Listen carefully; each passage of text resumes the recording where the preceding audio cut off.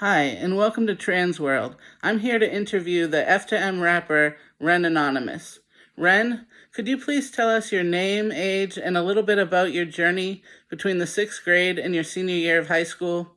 Those are the years in which the 7-book series, The Offbeat Life of Ren Anonymous, is based. Isn't that correct? Right. So my name is Ren Anonymous Rogers, but I usually just go by Ren Anonymous, or even just Ren Anon. That's kind of my rap name. I'm a bisexual F to M, hip-hop hippie punk and grunge rocker that raps and makes zines. I went through an early puberty due to being born intersex, which I didn't find out until I was on the psych ward at age 15. But because of my big boobs, at age 11 I was nicknamed Web, which stood for Wicked Enormous Boobs. I barely made it out of middle school alive. People don't even know the half of it. However, by freshman year, things were starting to change. I made some new friends and I got active in my church and youth group, as well as the drama club, the school magazine, the pro-choice and AIDS awareness committees, and the literary and music coffee houses. Most of the kids in my own grade hated me, but my friends were juniors and seniors, which made my year pretty kick-ass in most ways. Although they graduated and I was left without protection, and I could feel that things were going downhill again fast, like they had in middle school. That summer, I overdosed for the second time, and a few days later, I was admitted to Coldwater 1, the adolescent unit of one of the oldest and most notorious psych hospitals in the country. And I was there long enough to see that there was some shady shit going on there, but I got out just in time. Or maybe I didn't. But I got out eventually, and then I spent another month in a group home. Once I returned home with my family, I went to New Horizons School in Boston for 2.5 years.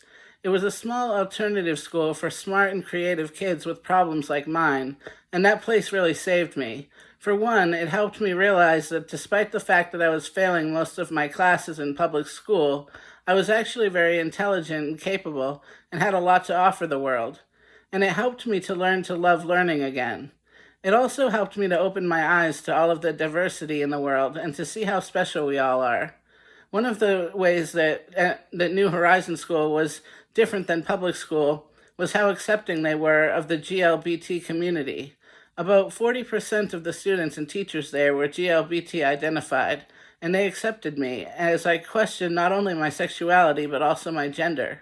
For a little while, I was even considering becoming a nun to try to avoid coming to terms and coming out with my family, but I realized I was kidding myself to think I could ever live a nun's life.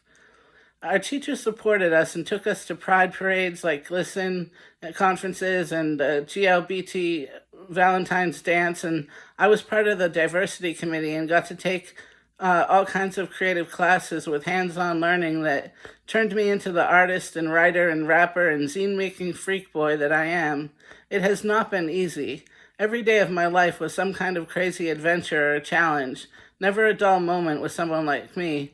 But that's why you should read these books, to see how someone who is chronically suicidal, fighting off urges to die all day, every day for years, still manages to find things to hold on for.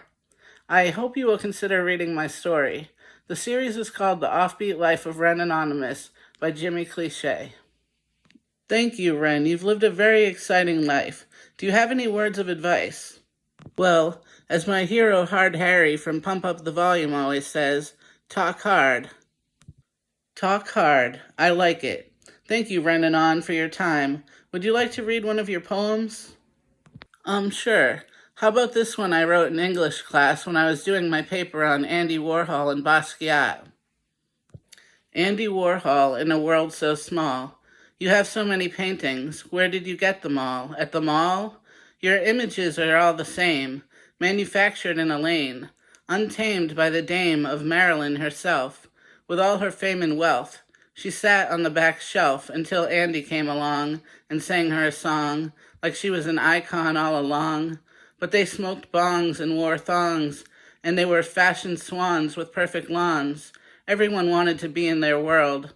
Basquiat was a pearl, found like an oyster in a shell. He was going through hell, and he rang the bell to fame by calling Andy's name. He knew who he wanted to meet, and he hung out in the streets to meet and greet. His graffiti was art from the start, but he was like a dart that hit Cupid's arrow, because the narrow-minded millionaires, who were squares that didn't care, came to care and want his art, calling him brilliant from the start. But he wasn't ready for fame, and sometimes I feel like Andy is to blame. But I can only shame the game of the system. The wisdom from within is a sin, that Andy and Basquiat both win in the end, because art is the heart of this world, and to be known and loved for it, and remembered through time, is what most artists can only dream of. Well, you heard it from the rapper himself.